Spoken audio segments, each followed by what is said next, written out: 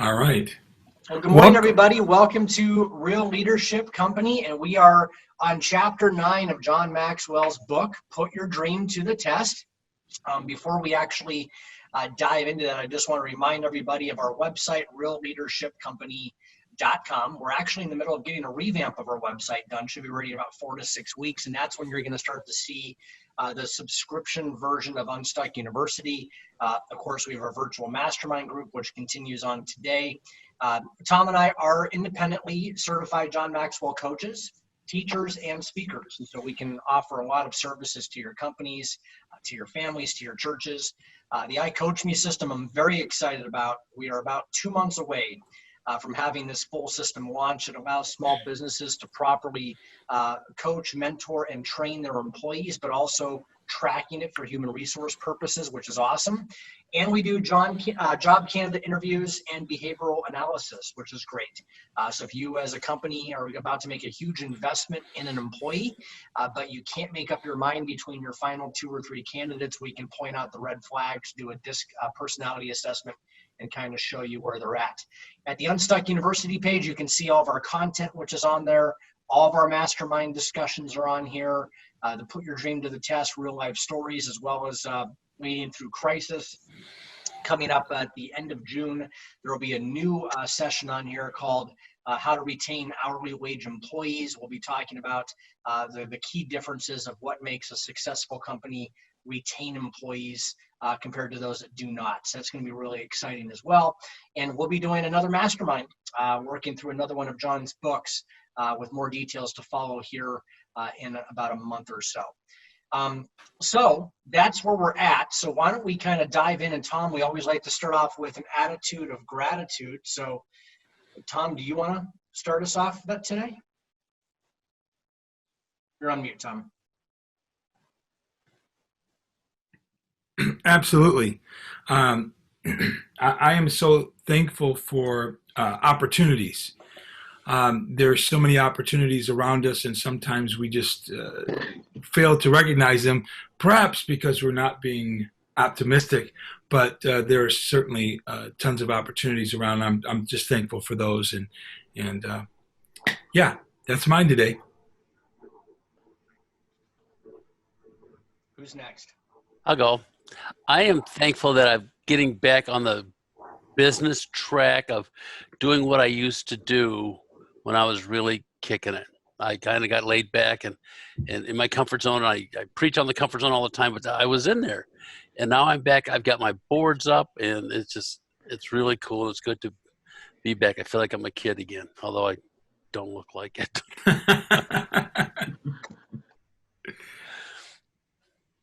I'm thankful for a guy who just recently passed away, Ravi Zacharias. Yeah. I've been listening to his stuff for years, and just this week I was listening to some of his podcasts, just talking about how we are created for a purpose, and thank you for his life. Yeah. Christine, how about you? You know what? I am actually just thankful that all 6 of us are here safe, and we continue to fight this pandemic that we have going on here. That's good. In a safe mind. Yeah. I'm thankful just for the power of prayer, man. We have our privacy fence that's being installed, and 4 or 5 days ago, the main contractor on the job fell really ill, and he was admitted to the ICU. And what just blew me away is I was told that it wasn't looking good. And this morning at 9 a.m., he's back on the job finishing the fence. What? Which is just unbelievable to me. So literally, I'm looking on one of my security cameras right now, and he's out there working with his son on the job. So I'm thankful to God just for healing, and that he was able to bounce back as quickly as he did, because the way it was described to me over the phone, literally 72 hours ago, just shocked that he's here, but thankful that he's here, which is just fantastic. So good stuff there. Wow. Yep. Amen. Well, why don't we dive into our book? Well, I'm going to show you guys where we're at today. This is chapter 9, and we're going to be talking about the fulfillment question today. And then next week, guys, is the last week of this mastermind when we go to chapter number 10. But right now we're talking about, does working towards my dream bring satisfaction, right? We know achieving a dream is about more than just what you accomplish. It's about who you become in the process.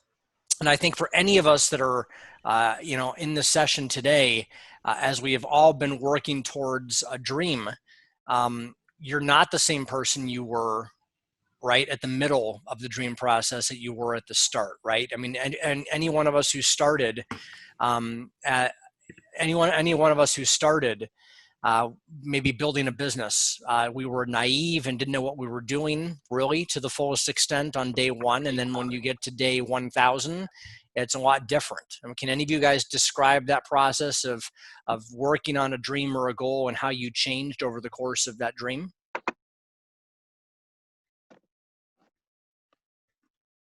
The discipline that comes with the learning, the dedication, the processes that maybe we knew, but we let them go. Right.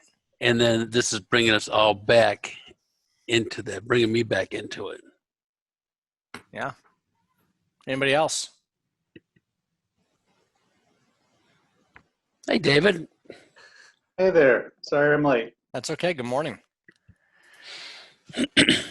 Well, I know that, for example, I use a lot of examples, and I've shared the story about my time when I entered into the military, right? And there's a big difference between standing up there and raising your right hand and saying, taking an oath to defend the Constitution against all enemies, both foreign and domestic. And then when you're done, you still don't feel like a soldier. You just feel like, at the time, a 22-year-old kid who, swore to give his life for something that he may or may not fully believed in at that time. But by the time I left the military, after 4 years and 2 months of service, I definitely felt like a soldier, a broken down soldier with less hearing and ringing in one of my ears and everything else. But I definitely felt like a soldier at the end of that time. So it is a process, but there's also a satisfaction in that too, right? It's hard work, but there's a level of satisfaction that comes with it. So what things can I do to bring satisfaction in working towards my dream? What do you have to do, guys, to keep yourselves motivated, not just from the intrinsic side of it of I need to accomplish this or hit these to-do tasks every day, but what do you do to bring satisfaction in terms of working towards your dreams?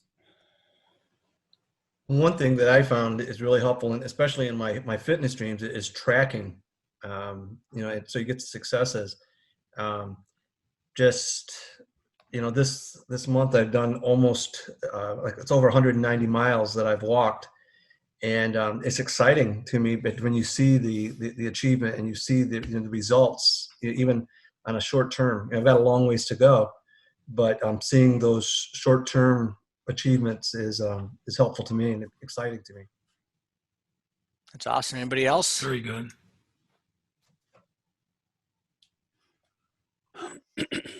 For me, it was just, breaking my goals down into smaller chunks so that you can see, in a sense, it's similar to tracking, but in a sense you can see that, okay, I am making progress toward this shorter term goal, when it's harder to see if you're trying to look at and focus on the giant picture. Mm-hmm. Absolutely. Tracking, journaling is a lot too for me. I don't say diary, that's the girl stuff, but journaling. That's good. That's good, Keith. Yeah, journaling is really important, isn't it? I mean, there's on our resource book, Tom and I have each written a book, and mine was called Drugstore Jesus, and it was basically a devotional of how I left civilian life to enter the military, and through my first 2 years in the military, just journaling what that experience was about, so that when the times did get tough, like sometimes in the middle of your dream or the middle of your job, it gets really difficult, right? And sometimes the best motivator is yourself in the past, right? To remember why you started on this journey and why you began walking down this path. And I can remember at times before my journal entries were actually put into book format, that I would go back and just read my old journal entries. And sometimes that would provide the motivation to help reset my mind, to reset the way I was thinking, to get me refocused on what I was doing during my time of service. So I agree. I mean, Keith, journaling is incredibly important. Also, there's a level of frustration that comes with our dreams as well, right? So what things are bringing frustration that are causing you to be miserable during your movement toward your dream? And what obstacles, if any, are in your way? What's bringing you frustration? What causes you to be miserable? That's a powerful word. What's causing you to be miserable right now, even while you're moving toward your dream? Who wants to share on that?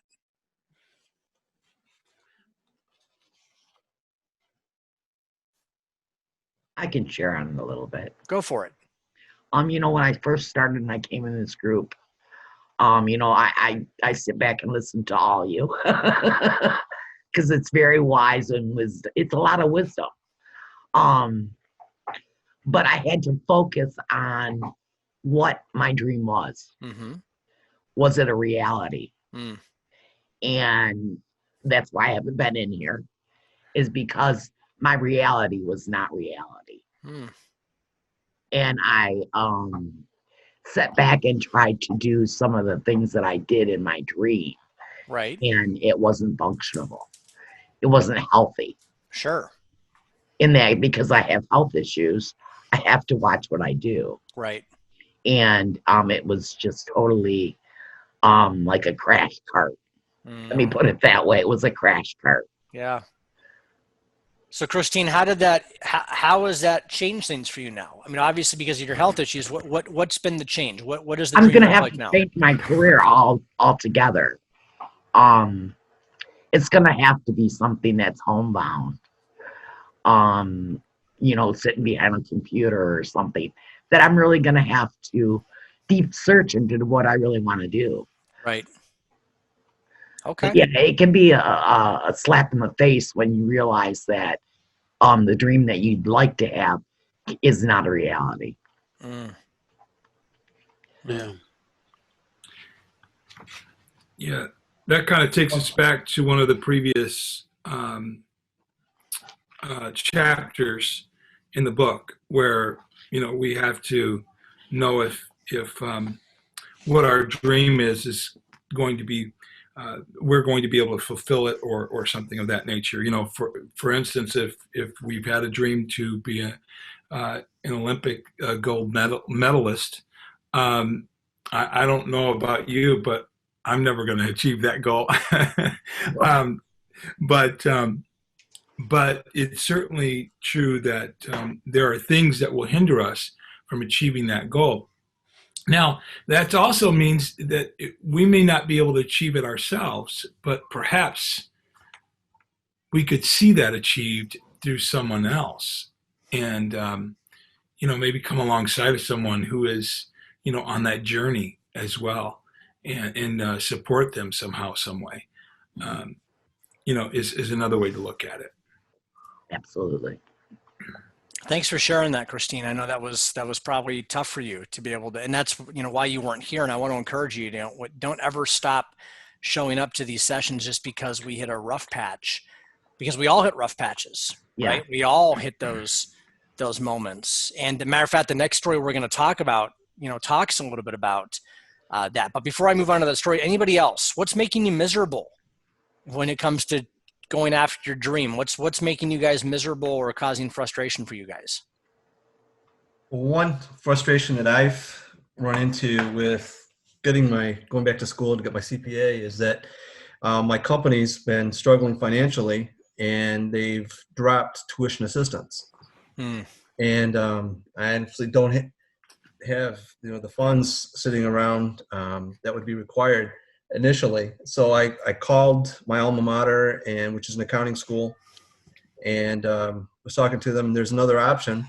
There's a community college here in Macomb County that they said has an excellent accounting program that ties right into the other schools, and the cost, it's about a quarter of the cost. Wow, that's awesome. So at least initially I can get started, and then if my company picks up or our finances change, then I'll be able to take the rest of the classes. So it's just initially I thought it was just a stop until the company changed, but I think things are back on track.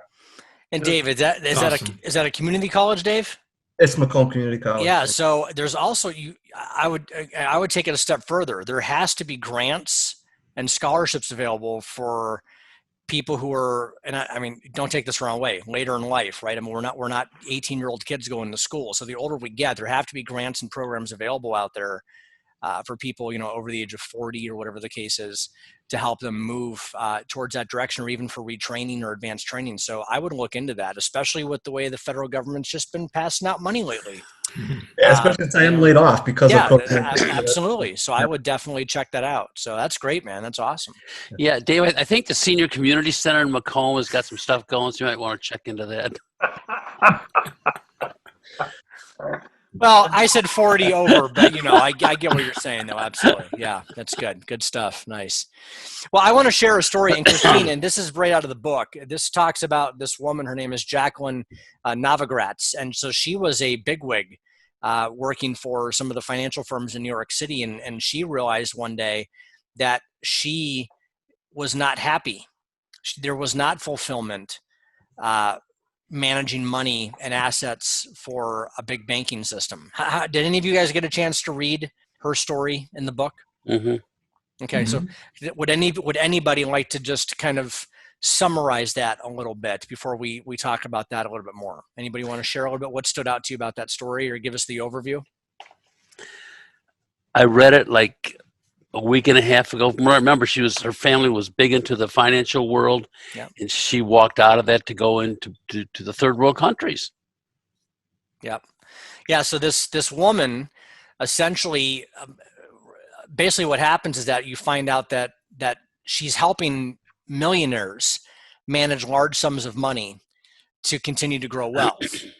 But she had a heart and a passion for those people who were not millionaires, and let's be honest, not even 100,000-aires, not even 25,000-aires. She had a passion for people that were making 50 cents a day in Africa or Asia or whatever the case is. And so she said, man, if I can take a $10 million portfolio in the United States and invest it and turn that into $100 million, which now makes people more wealthy, what could we do in a place like Sudan or a place like Malaysia, where we could take maybe a $25,000 investment, and maybe the returns aren't as extreme, but what would happen if we were to put that money in, and now all of a sudden, instead of getting a huge return on our investment, we were able to get a return of employing 500 people, or we were able to feed 100 families for a year, which would then begin to have a ripple effect throughout the economy and the community to make a huge difference. And so she thought, and she really thought, that she was going to go and change the world, or her dream was, I'm going to change the world. But what she found out is it's not that easy to change mindsets of people who are making 50 cents an hour. And it's not that easy to change communities that maybe we would consider a slum, so to speak, in America, but over there it may be a standard of living. It's not easy to just give people money and expect that money to blossom. She had to change mindsets, and she had to change communities, and she had to change the way that works. So she may not be changing the world, but she is changing communities, and she's changing the way people look at the world around her. And so that's one thing you have to really focus on. And, Tom, you've shared in the past about your story with Hope Water Project, and just how water makes a difference in a community. And we take that for granted, right? Even if you live in Flint, Michigan, right? We still take clean water for granted. Can you share, Tom, just briefly how water makes such a huge difference, and how that can open up doors of opportunity that wouldn't have existed if water wasn't present? Absolutely. Here's the thing that really blew my mind. Just before we were getting ready to go to Africa, I remember being in a fast food restaurant, and I went over to the soda pop dispenser, and there was a water button on there, and I was able to hit that water button and get a napkin wet so I could wipe my hands off. And it just hit me right at that moment that water is so accessible to us. Clean water. is so accessible to us. And then on that journey over into Africa and going into these remote places out in the bush of Africa there, Kenya, and seeing this water that they have access to was just totally and completely heartbreaking.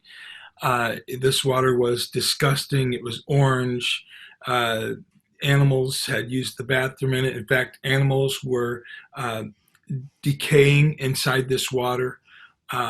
It was just completely gross. I can't even tell you. In fact, we did a water walk, and we got these jugs. They're called jerry cans. That's what they call them over there. And we filled those cans up to carry them to kind of walk a mile in their shoes, so to speak. And that water kind of spilt and landed on my shirt, and it stained my shirt. Okay, the water stained my shirt. Then we got over to the village, and they took this water and poured it into a pan to wash their dishes in. And then they had another pan to rinse their dishes. So their process was correct, but the water was contaminated all the way through. So in my opinion, them washing their dishes out in the first pan of water had no benefit because the water afterwards was just as contaminated. And then to see them drink it, it was just, I just couldn't believe what I was witnessing. And something so basic as water, right? We here in America, we can go into practically any restaurant, any business establishment, any home, someone will give us a cup of water. But there, the water is contaminated. And so, this in the basic need, right? And their families there, their dreams are maybe just to have some clean water and not to die from some disease because the water is so infected. So, we have a lot to be grateful for in our country that we just don't take advantage of. And as Bert said, we take it for granted sometimes that this water that we have, we take it for granted. But there's people that don't have that, and people don't have access to the resources that we have. Yeah, a lot of times, when we have dreams, there are dreams of what we want to accomplish, but it takes other people to rally around that dream to help us get there, right? People have to believe in us to do that. But, for example, if you have employees that are working for you and those employees can barely afford food and they can barely afford to keep clothes on their backs, they're not going to be working for your dream. They're trying to survive. And that's what Jacqueline discovered when she went to Africa and to Asia, is that while you want to make an investment, $25,000 means nothing if you're still going to die from polluted water, right? I mean, so that's a key, is to remember that, is sometimes it's about elevating the situation around you first. It's almost like, when you're going to plant a garden, right? If you just go outside and drop seed on the ground, chances are a good portion of that seed is not going to grow. It's going to be eaten by birds. It's going to be trampled on. You have to prepare the ground. You have to clear the weeds. You have to do all of that first before you can plant the dream seeds. And I think that's one step that a lot of times we forget about. We have the dream. Everybody has a dream. I want to open a restaurant. I want to do this. I want to do that. But unless you do the prep work before that, it can really cause some issues. Tom, why don't you jump into finding the fulfillment in the gap? I sure will. And listening to the audiobook, this question was posed: is your joy in the journey or only in the prize at the end? That's good. Right? If we don't have any joy in the journey, it's going to make the journey that much more difficult. So we've got to find the silver lining to that gray cloud, so to speak, right? So number one, fulfilled people understand the difference between the dream and its realization. So the question for us is, what difference exists between conceiving and realizing your dream?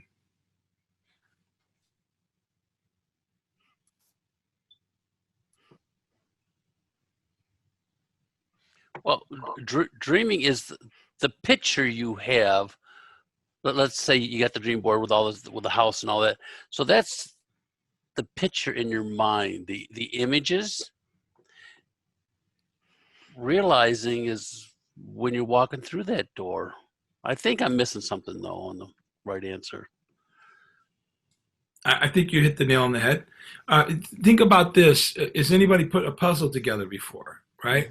And usually we see the box to this puzzle, and it shows us what the picture is, what the end result is going to be.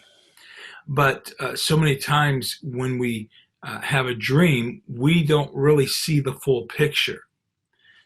We know it may be a picture of a house, or it may be a picture of a city landscape, but we may not know what the end result is going to look like. And so sometimes, I think, Bert, you were sharing on another occasion that Stephanie is a visual person. She needs to see like that picture on the box to know what she's getting herself into. And a lot of people are like that. I've done several recording sessions, and I would start throwing a little bit of this, a little bit of that in the recording process, and some people are turned off by it. And I said, but just wait, trust me, just a little longer, so I can put the other pieces together, so that you can hear the full sound. And so sometimes people can't see, they can't envision what that thing's going to be. So just like that puzzle. They don't know what it's going to be until they finish the puzzle, unless you've cheated and saw the box. But that's okay. That's okay. So let's go to the next question. What do you think would happen if everything was perfect?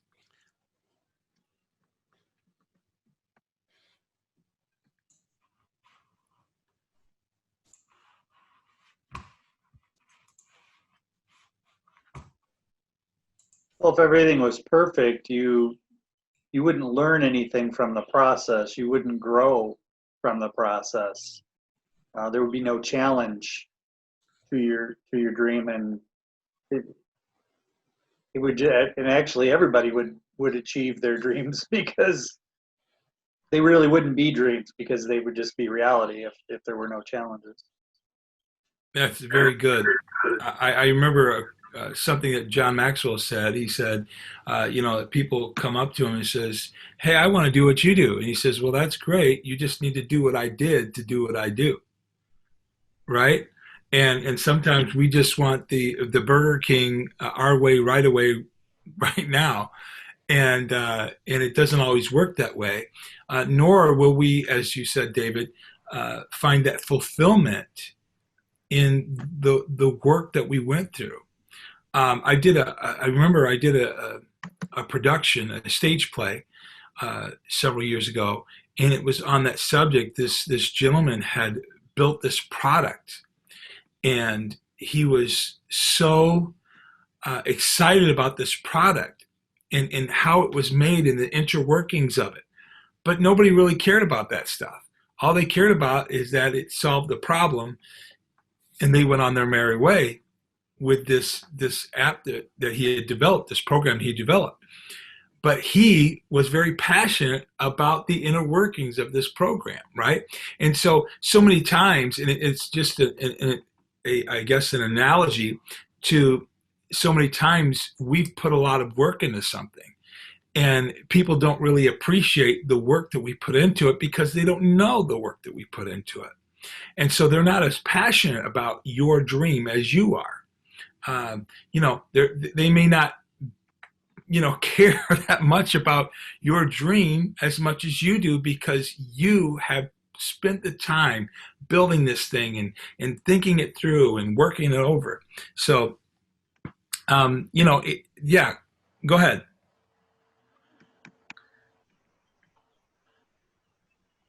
So I guess the next question is, what will happen if everything is not perfect? I think David alluded to that in his answer, that you're going to grow during the process.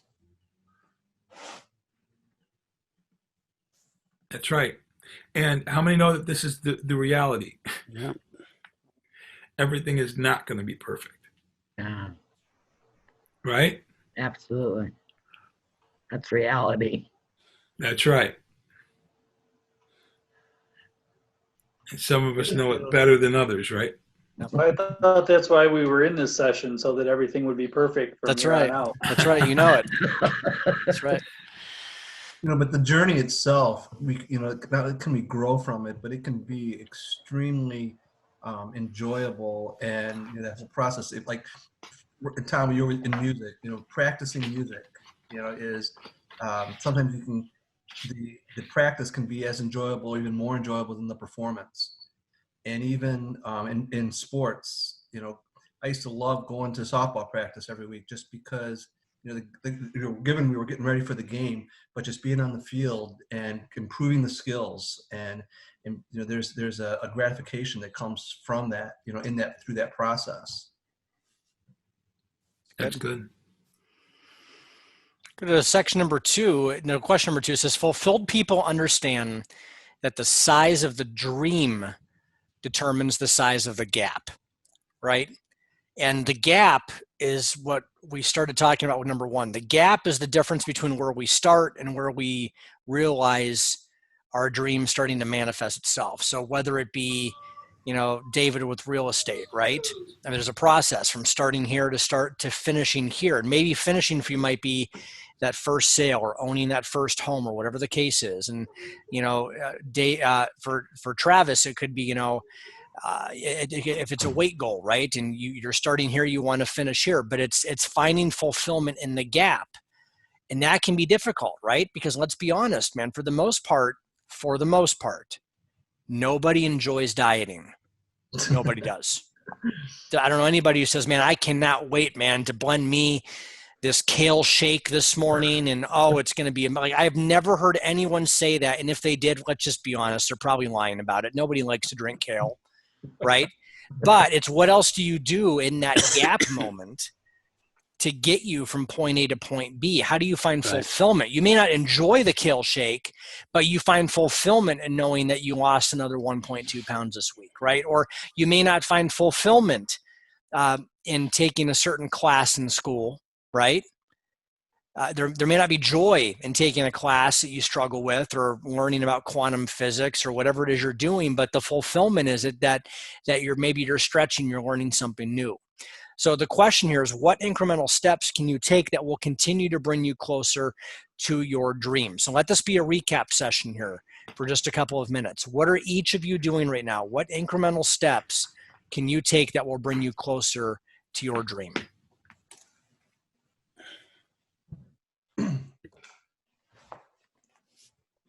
Go ahead, Keith.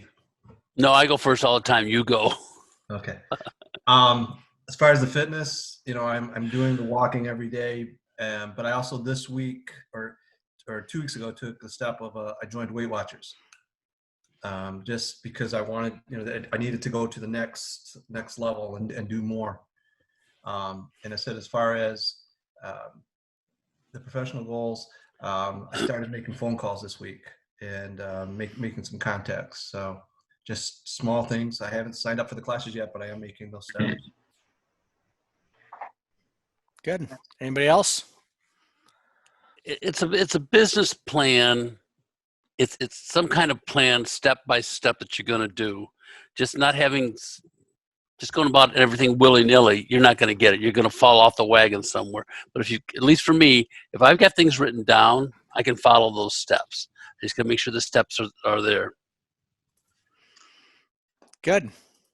For me, I'm a very good planner, and Keith, I always have steps written down. My struggle is in executing those things. I'm a closet perfectionist, and actually got hung up on finding the right solution for having a phone number for my business, something as simple as that, because I wanted it to work just perfectly.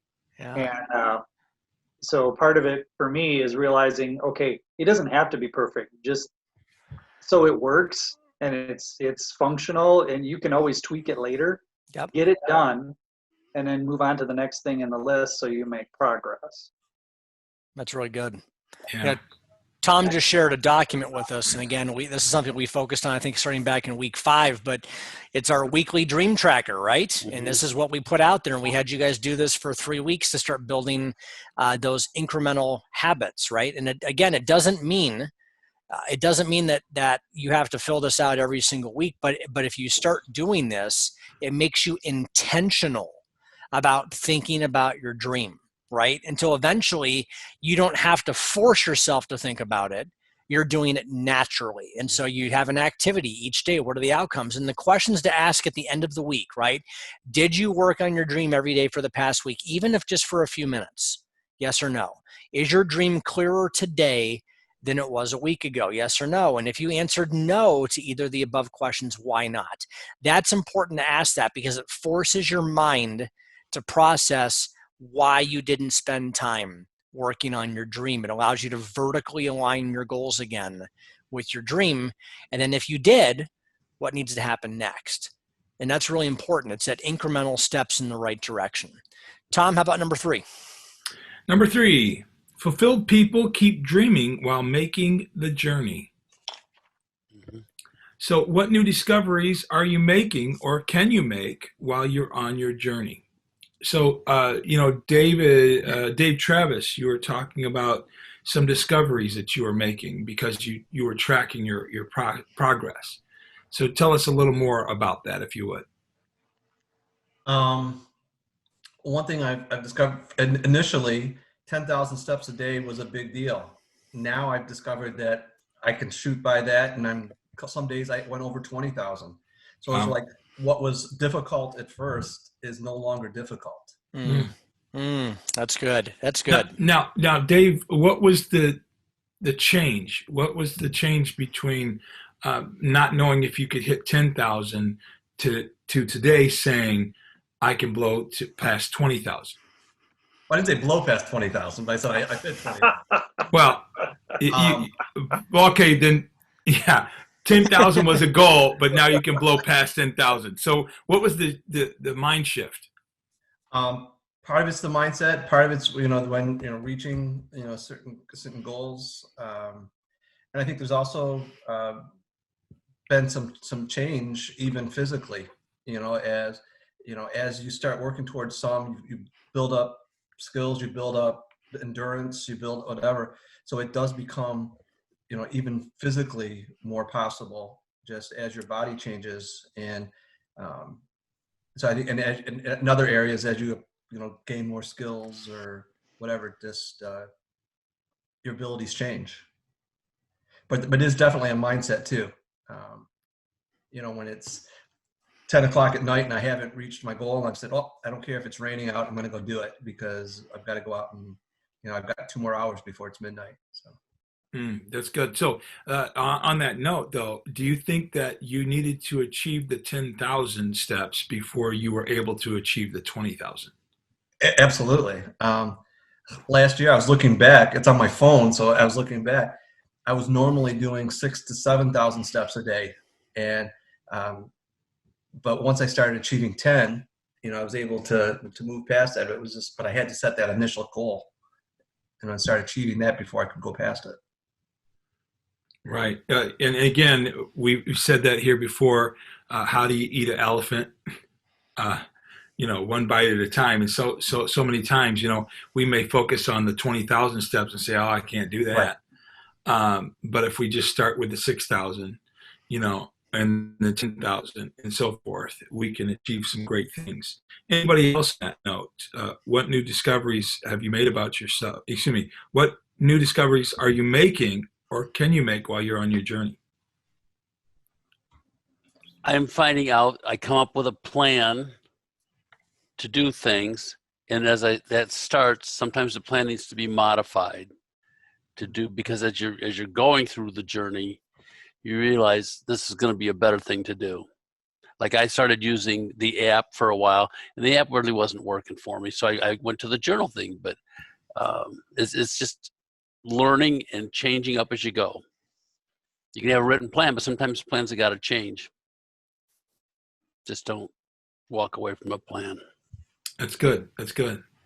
Anybody else on that? What discoveries are you making or can you make while you're on your journey? Have you learned anything about yourself? Anything new because you were willing to take the first step?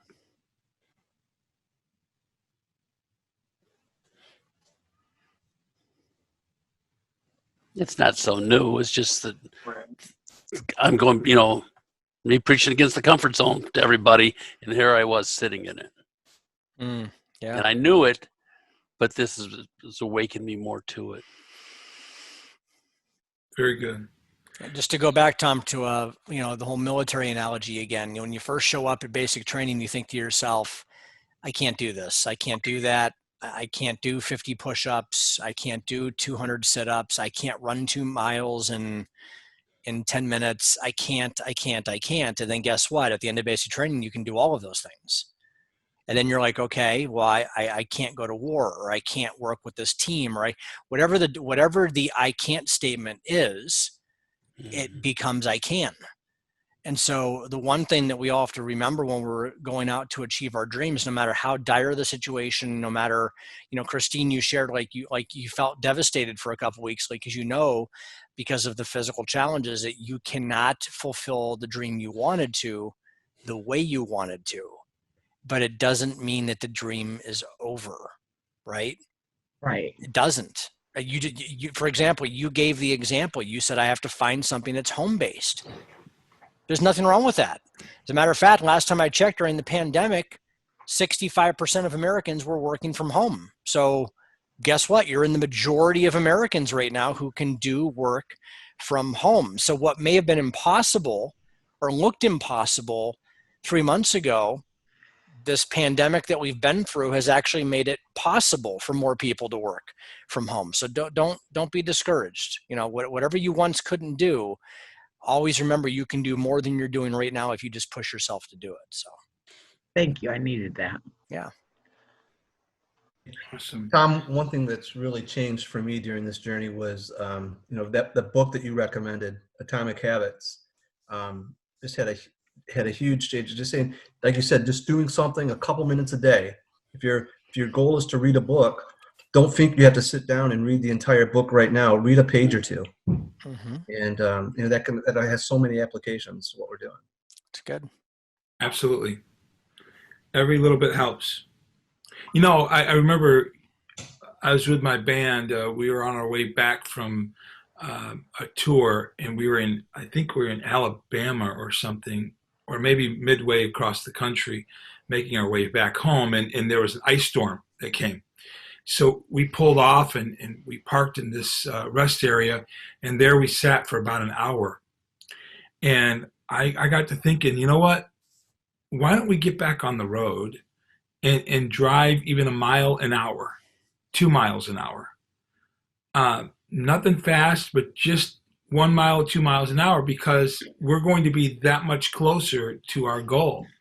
And we loaded up in the car and started this journey very slowly, because it was very, very slick out. I mean, just sitting there, you'll slide. So we drove, and in about a half a mile, the road was all clear. And there was no ice. And see, had we sat there, we would have known that the road was dry just about a half a mile down the road. So we've got to be willing to take the next step.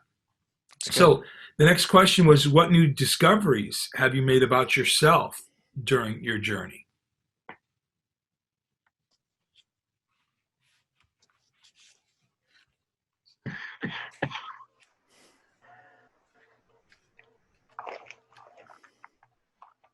Well, Dave, I can think about you that you can say, I didn't know I could do what I'm doing now.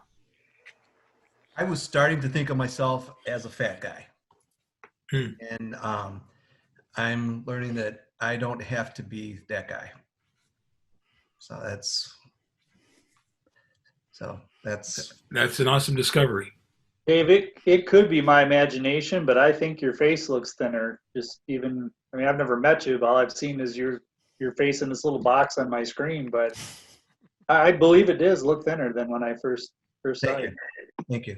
but I do know that my outlook is definitely changing.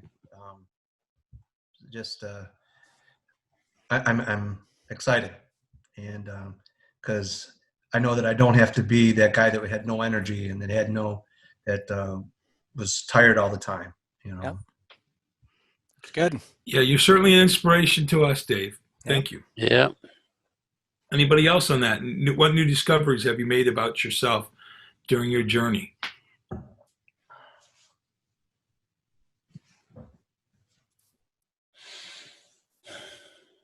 I found that I need to stay plugged into my dream, which is this is what we're talking about doing something on your dream every day.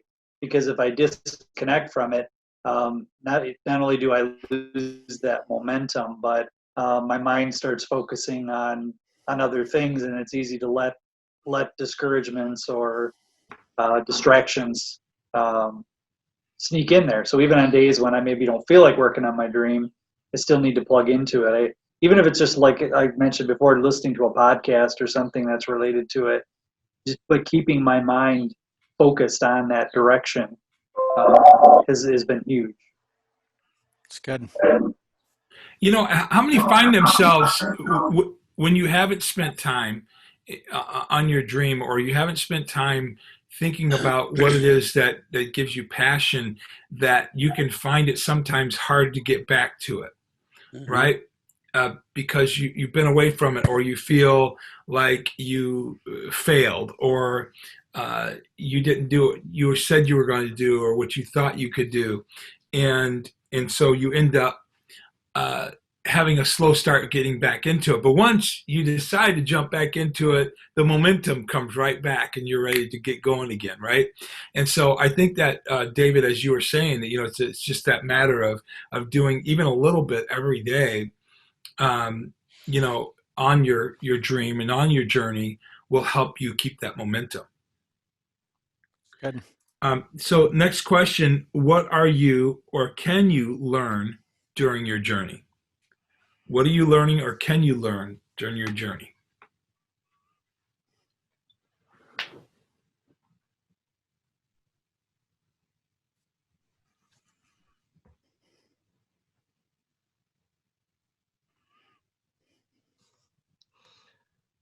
Well, I think you can learn the ways to overcome the obstacles. Like if you look at all the obstacles in front of you, there's 42 of them, and they seem insurmountable, and they are if you try to solve them all at the same time. But if you face each one as you come to it, you learn how to overcome that obstacle. And then, like Dave was saying, he never thought he could, he thought it would be incredibly difficult to do 10,000, and now that's behind him. He knows how to do that. He can easily do that. But when he first started, he couldn't see himself easily doing that. So if you just if you learn that you can take those obstacles one at a time, and you don't have to bite them all off, on the first day, you learn to believe in yourself, and you learn so many new skills. That's good. Do you think that you can learn during the process that you can do it? Right? Absolutely. Right? You can do it. Right? And so every little bit that we do is closer to the fulfillment of our dream. If we just sit back and wait for that rich uncle to kick and leave us some great inheritance, that'd be great, but it's probably never going to happen. So what's going to get us closer? Is it going to be getting in that car and driving that 1 mile per hour until you find the ground that you have traction on so you can move forward? Absolutely. You got to take that one step. I remember that song. I think it was from it was a Frosty the Snowman or Santa Claus Coming to Town, one of those animated cartoons. But put one foot in front of the other, and soon you'll be walking out the door, right? And so we've got to do that. And that leads us to our number 4, right on that note. Go ahead, Bert. Absolutely. Fulfilled people appreciate each step forward in the journey. Fulfilled people appreciate each step forward in the journey. And we talked about this before, right? Failure is always an option, right? But it's not that failure causes us to give up, right? It's either you win or you learn. It's not that you win or you lose. So, we talked about this, I think it was back during week 3 when I told you a big difference of mindset at my company as we start new endeavors, as I tell my people right up front that failure is definitely an option, but you're not going to be penalized for failing, and you're not going to be penalized for getting off track. We want you to keep pushing forward, and sometimes to adjust, you have to fail at something. But if you failed at something, that means you tried at something, right? I mean, no one ever fails when they don't try. So I'd rather people continue to try than fail. Look at Elon Musk, right? I mean, they're launching a ship with NASA today,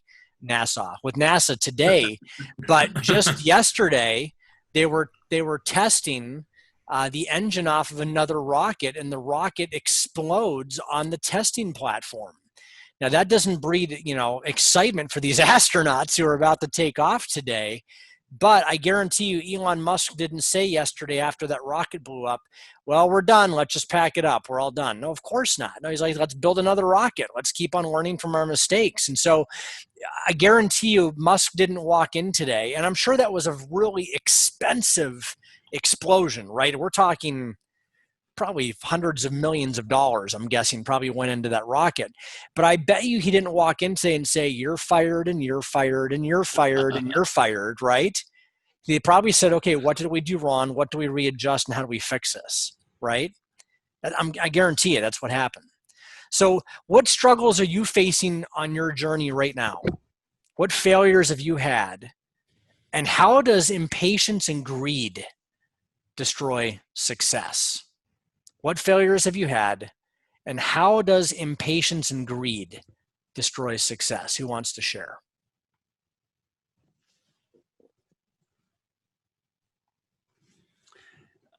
I will talk about the impatience. You get impatient with something and rush something. You're going to skip steps. You're just going to blow by things that you should have done, common sense stuff. Mm-hmm. And it's you're not going to reach where you want to go. Mm-hmm. And if you do, it's going to fall apart because you blew by some important steps. Right. It's good. Anybody else? I think greed and impatience kind of go hand in hand. Usually your motivation to be impatient is because you're greedy for something, maybe not money, but you're greedy for something. You're greedy for that fulfillment. And if you're greedy, you're strictly focused on yourself and getting to your dream. You're missing the opportunity to either bring people along with you for the ride or invest in other people as you go, which is also a learning opportunity for you. Yeah. That's good. I totally agree with what David just said. Is that you think about impatience and greed, a lot of companies and especially corporate managers look at the short term, just the results for this quarter, as opposed to investing in their people and investing in the long term. And that's where you get when you just look at the short term, you sacrifice the long term results. So when your people they're working for you, when they're made to feel a part of the team, when you invest in them, they're going to invest in you, and they're going to pick up your dream as well. So. Yeah, that's good.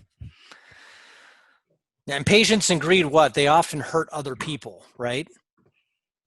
Think about that. You're impatient with a client, that you damage that relationship. If you're seeking just profit, when you're just profit driven, you don't care about the people that work with you. Matter of fact, you're more than happy to use people to get to profits, right? So profit greed and impatience, man, cause a lot of issues, especially when it comes to building that culture that's going to help cultivate a dream, not necessarily kill others while getting the dream taken care of.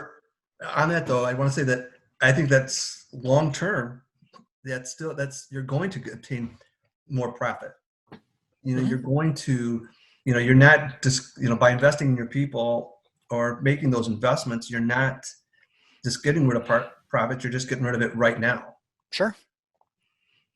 Absolutely. No, I mean, perfect example, right? I mean, over the past 3 months, our company, we've invested close to $30,000 in masks and gloves, and guess what? We paid for that. We didn't charge our clients for that. We had to pay for that stuff in order to take care of our clients. And so by doing that, yeah, we lost out on $30,000 in profits over the last couple of months, but we kept all of our clients.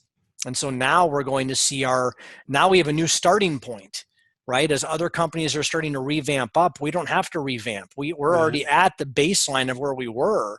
So while it was a short-term loss, so to speak, it's giving us a stronger platform to launch from and start from now moving forward. So absolutely, Dave, you're right. That's good. Tom, how about number 5? Number 5, fulfilled people make new discoveries while living in the gap. I don't know about you, but I've certainly learned some new stuff here, especially with technology over the last couple of months of this COVID shut-in. Right? Yeah. Maybe even in your downtime, sitting there with the remote, you've probably discovered there's some buttons on your remote that you've not used before, because you've had it in your hand so long.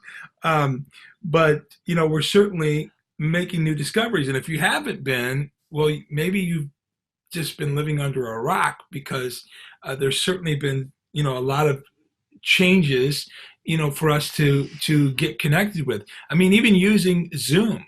I think Bert, did we start using Zoom before the COVID shut-in started, or just when it started? I think we had played with it, but not with intentionality. Before COVID, we thought we had to do these meetings in person in an office all the time. And guess what, guys? We don't. That's right. So we're learning some things. We're learning how to connect with people, and we're learning how to even use this Zoom platform. I mean, Right. I've done a lot of expands research with it. That Go ahead. expands your customer base. That's right. You're not stuck just working with folks who are within travel distance. That's right. Absolutely. That's right. And David, for that matter, we may not have met you. That's right. It's true. As a result of that, because you're in the Brighton area, correct? That's correct. And so that's a little bit of a drive over here in the Warren area. So, and so glad you were able to connect with us. Absolutely. But to reach your dream, fulfillment during the journey is crucial to success during your journey in accomplishing your dream. Okay, so the question is, what things are the right things to do, regardless of whether you feel like doing them or not, in order to achieve your dream? What are the right things to do?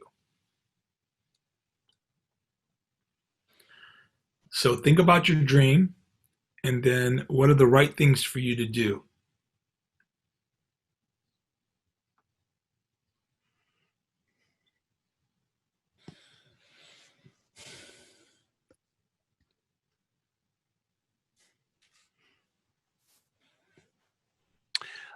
I know in this new way we're going to go with pushing the website and Google and all that, I've got to go look at other websites, do market research on that, and it just gets tedious after a while, because everybody's got the same thing, maybe a little twist on it, but then how do you decide, how do you put your twist on it?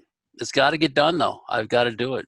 And I personally have to do it because it's my vision that I need to cast out there. I can't have my web person doing it because she doesn't have the same vision I do.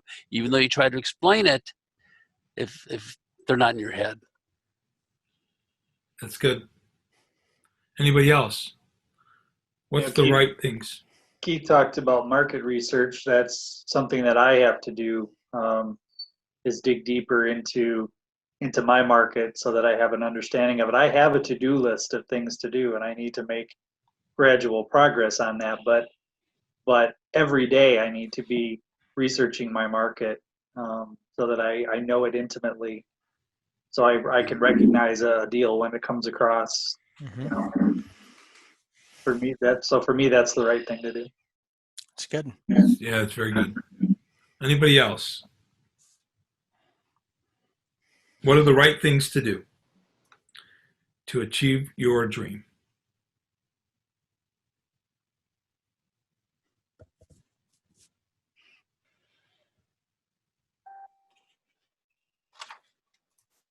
Well, I think Nike coined the phrase. Everybody together now. Just do it. Just do it. Do it. Bert? Yep, absolutely. Question number 6. Fulfilled people buy into the natural law of balance. Life is both good and bad. Life is both good and bad. So what things have you found during your struggles in life, good and bad, that you can accept and embrace as truth? Good and bad.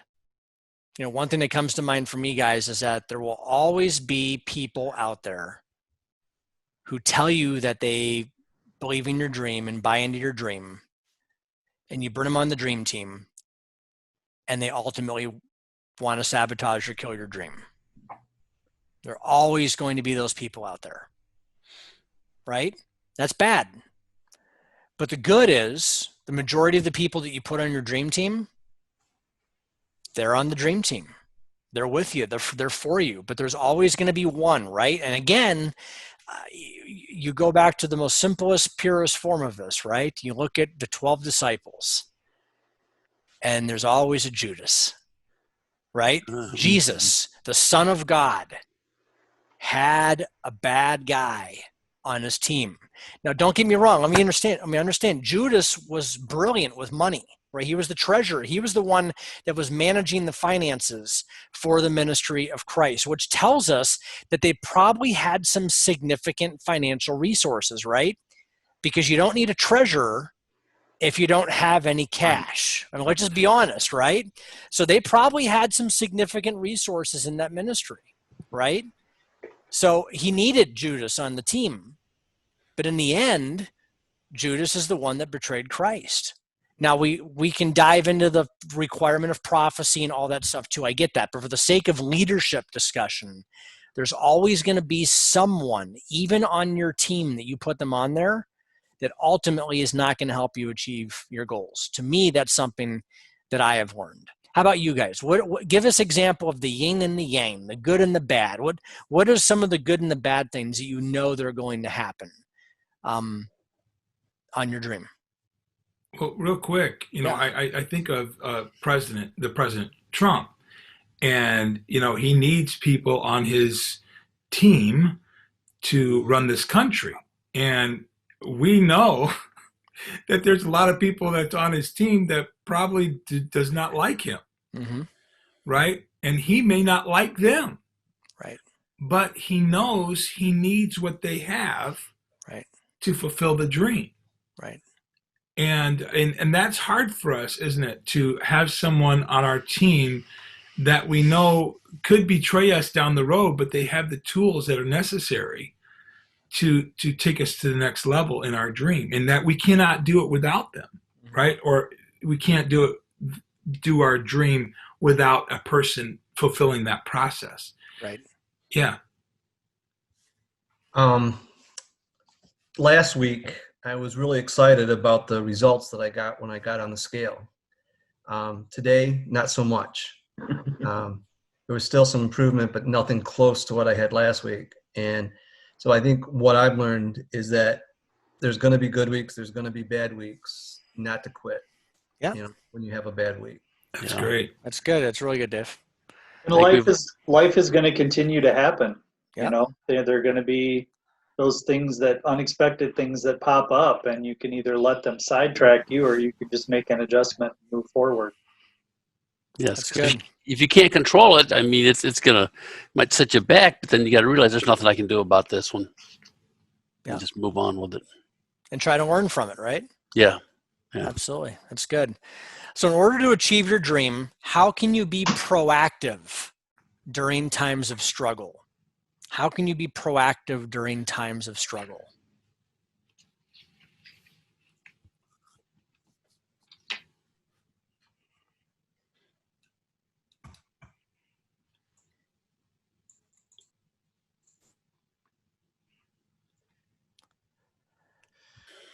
One way thing I is to found be. is, go ahead, Go Dave. ahead, Dave. One of the things I found is like David said is listening to encouragement, being surrounded by people that encourage me, that have the same motivation. I personally think that's why we go to church, is to get the same kind of motivation. That's why I come to this meeting on a weekly basis, to get motivation.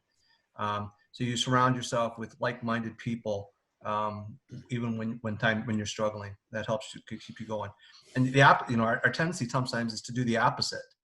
If we're struggling morally, we don't go to church. Or if we're not achieving our weekly goals, we go, well, I don't want to have to tell Bert and Tom that I haven't done anything this week, so we don't go to the meeting. Right. So we do the opposite of what we need to do when we're struggling sometimes. That's good.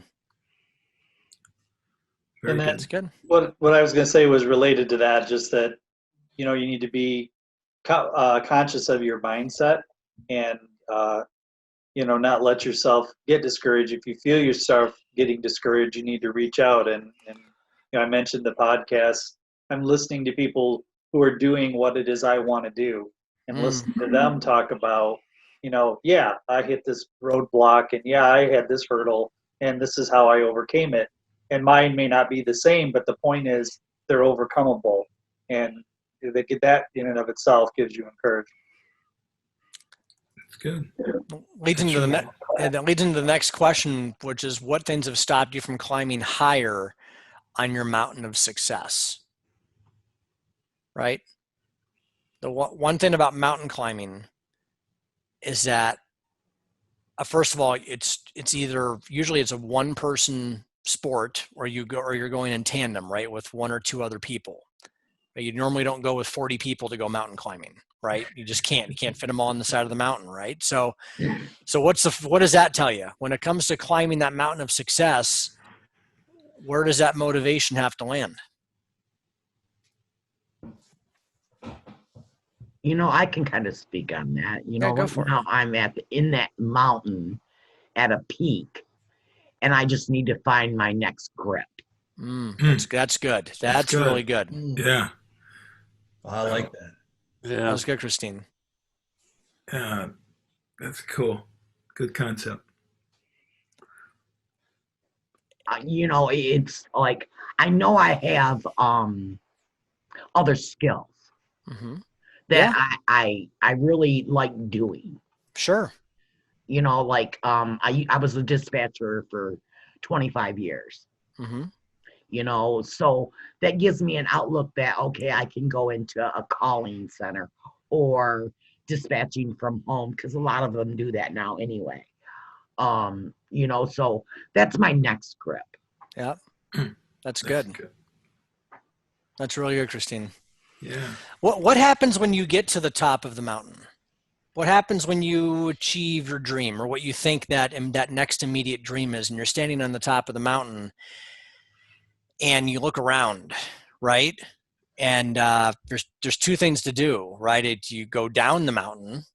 Or exhale real well. Exhale, that's right. Breathe it in. Yeah, you're right. Breathe it in for a minute, right? Absolutely. You breathe it in for a minute, but you can't stay on the mountain forever. I mean, you can't, right? So what happens next? Look for another mountain. Look for another mountain. That's good.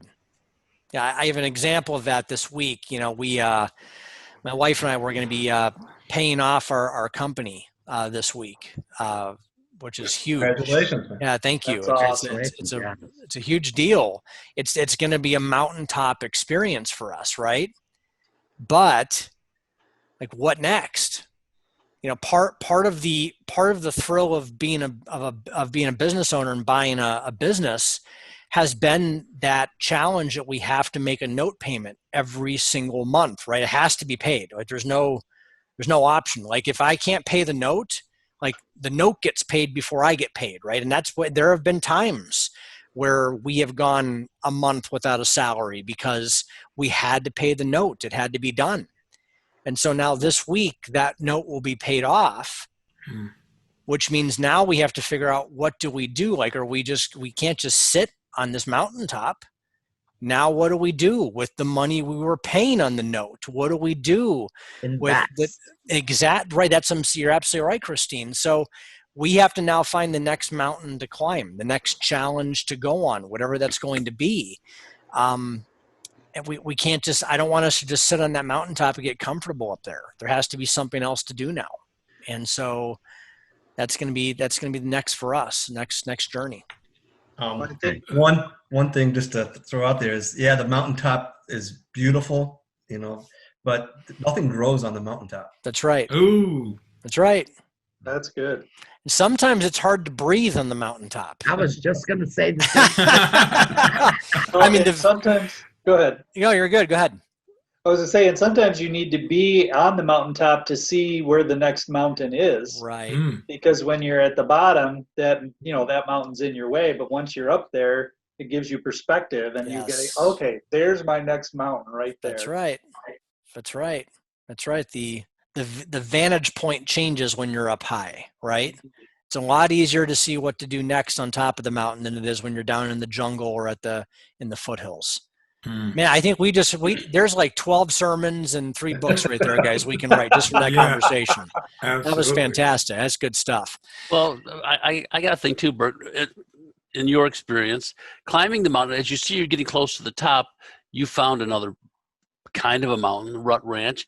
And here's my thought, put calf burger on the Rut Ranch.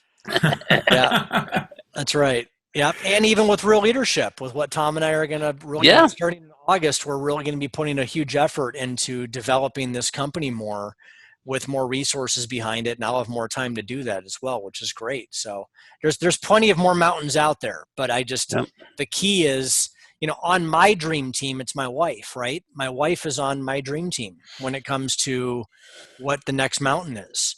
I can't go to the next mountain without her. I can, but it wouldn't be very good of me as a spouse. It wouldn't be a wise move for me to go to the next mountain without her. So we have to make sure we do that together. And then how about this, guys? If applicable, I don't think this is any of us right now, but why have you stopped your quest to fulfill your dream? And Christine, you talked about this a little bit. A couple weeks ago, you realized that the dream you had was not going to work. And you could have not shown up today and not shown up next week, and we may not have heard from you again. But so why did you come back, Christine? What brought you back today? Because first of all, you guys, like I said, you guys are full of wisdom. And sometimes you just need that extra push from other people that are looking for their dreams. Yeah. You kind of look into their outlook on it instead of your own, because your own aspects in a dream are different from other people. Yeah.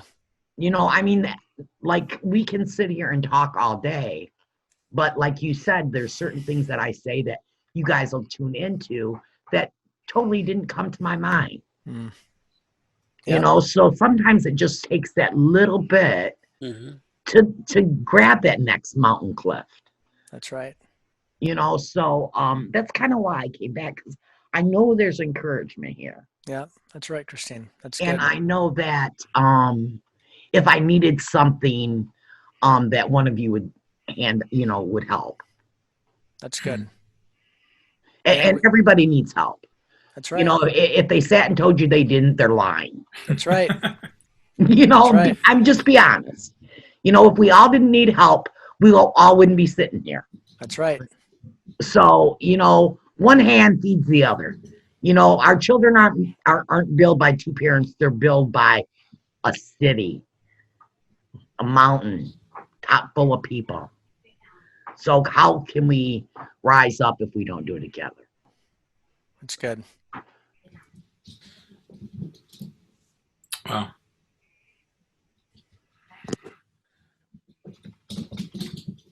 Some good stuff. Yeah. I'm discouraged right now, but the fight's not over. The fight's not over. I'm not a quitter. That's good, Awesome. Christine. That's Yeah, good. it is. Even with my health, I'm not a quitter. I'm not going to let this keep me down. Good Awesome. stuff. Very inspiring today. All of you have been. Thank you. No problem. Tom, you want to do the last question there? Yeah. So last question, and this is very important for all of us. What have you changed in your mind, knowing the process is everything in reaching your dream? Mm. What have you changed in your mind? The Bible says, "As a man thinketh, so is he." So, what have you changed in your mind, knowing the process is everything in reaching your dream? For me, it's just a simple fact of taking the time to find enjoyment in the process, Mm-hmm. to appreciate accomplishing the little subset goals instead of looking at how far I have yet to go. I've been helping a dear friend of mine with a plumbing project, and there's two probably 4-foot cement footings that somebody ingeniously poured around this pipe that we have to get to. And it's old concrete, like ancient concrete, back when they made it even harder than they do today.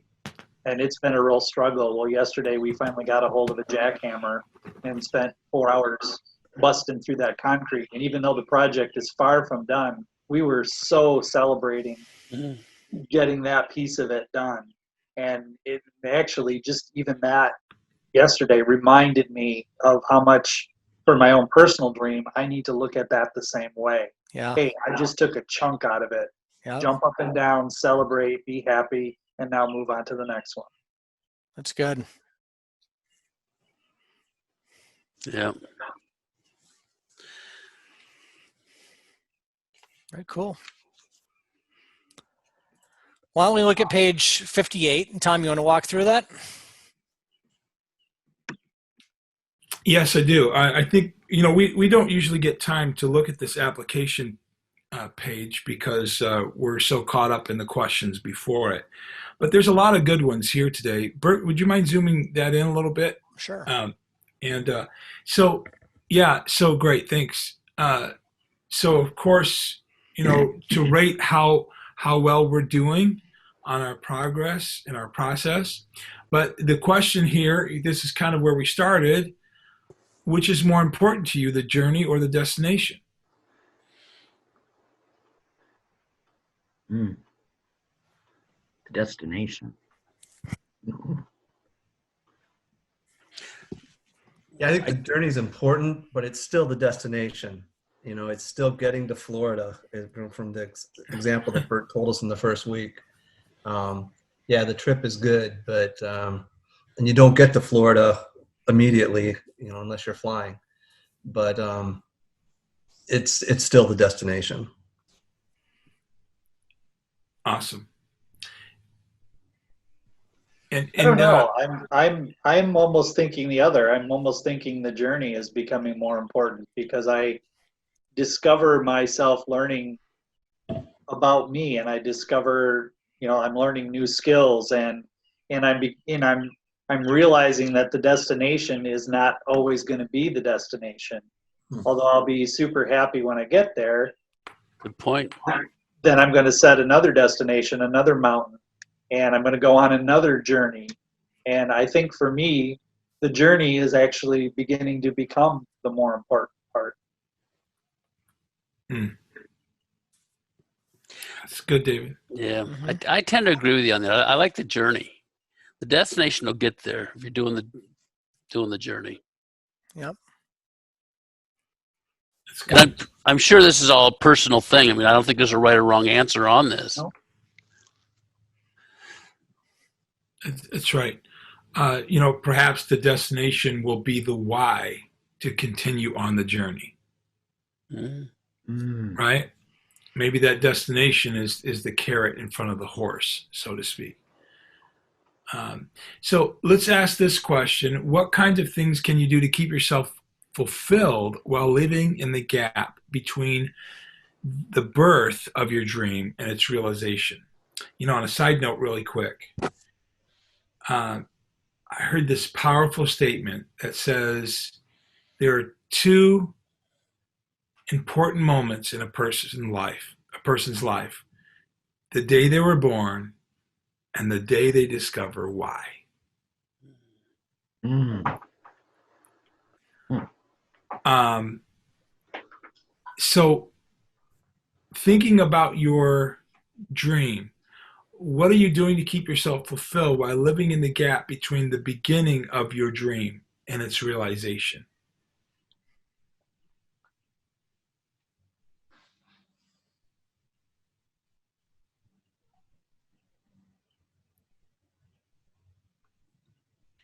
Aren't you just, you keep on working on it? Am I missing something? Nope. That's it exactly. Oh, okay. And I think we've mentioned it before. It's just, I think the tracking of the little successes and keeping track of, so that you can look back and say, oh yeah, things have changed, things have improved. I have made this progress. And that's why I think tracking is so important. Well, I think you should celebrate, the accomplishment of some short-term goals, some short-term steps. Maybe, when 20,000 steps becomes a breeze, so you set up some kind of a reward for yourself of whatever's important to you. When I get 3 or 4 steps down the progress of my to-do list, do something that I'm going to really enjoy, but save it for that moment. And celebrate those things. It's good. Absolutely. Very good. Let's wrap up with one more here, just at the very ending here. What adjustments to your thinking can you do to help yourself? So where are you at in your thinking? What can you do? What adjustments can you do to your thinking?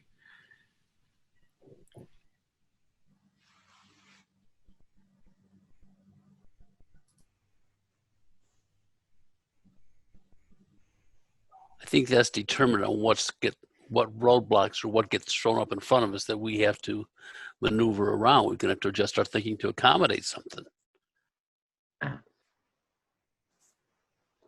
And I think, I know it says what here, but how we change our thinking is, like mentioned, is being around like-minded people, being around people like this group that are going to encourage me, give me ideas, keep me motivated. That's going to help me to change my thinking and get rid of those roadblocks. I think that's huge, Dave. I mean, I have a lot of friends that I've had forever, and they're kind of negative all the time. It's like, you can't be around it. You can't be watching the news. You'll shoot yourself in the head watching all that stuff and listening to these people. Right. Yep. It's good stuff. I'm still trying to wrap my head around all the changes in thinking I've made in the last little while. I'm still enjoying those. Awesome. You guys are doing a really good job, man, on this journey, and we really appreciate what you all have done and the dedication you've had so far on this. We have one more week next week. It's going to be chapter 10, and when we get to chapter 10 of next week, I got really small, but that's the significance question. So next week, does my dream benefit others? And we're going to talk about that next week. So make sure you read that chapter and we'll do it together. So we'll be together next Saturday, same time, 10 a.m. We look forward to having you guys all with us. And don't forget, we want to make sure that that we're getting together and just being prepared for it and reading, and we will have a good time sharing in on that. Okay. So we appreciate you guys. Don't forget to check out our website, realleadershipcompany.com. And we will see you guys next week. Can I say one thing? Absolutely. David, did you get your phone number? Or are you still looking for it? I did not yet. Actually, it's on my to-do list for this afternoon. I have a toilet to fix, and then that's my next thing. Okay. I have tons of phone numbers. So you can get, Tom's got my contact information. We got some really good numbers in stock. Started to throw business up, but I didn't want him jumping on something when I could help him out.